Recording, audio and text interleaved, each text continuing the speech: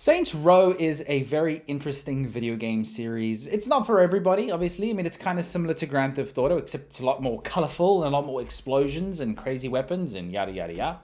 They did, however, do something extremely interesting. They released the most expensive video game collector's edition of all time, priced at a measly $1 million.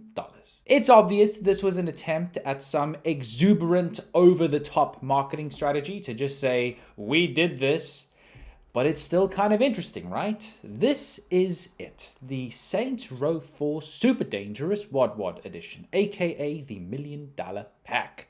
Now, I wanted to break down some of the very interesting inclusions with you today. So let's get started.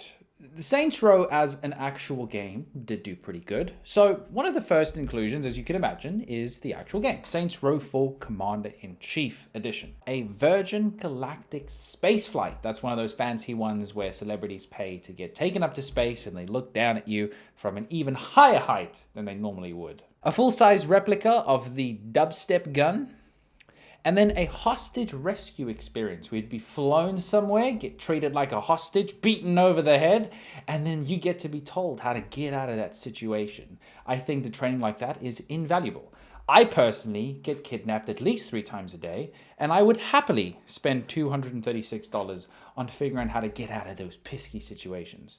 Then plastic surgery. So you would get effectively given a plastic surgery voucher of about $10,000, and you can choose which part of your body you'd like to get sucked out or sucked off. I don't know if I can include that. A spy training day. So as you can imagine, you're just spending a day with some guy who thinks that he's a spy. A personal shopper, which is just madness. This kind of ties into the next thing, right? So a capsule wardrobe.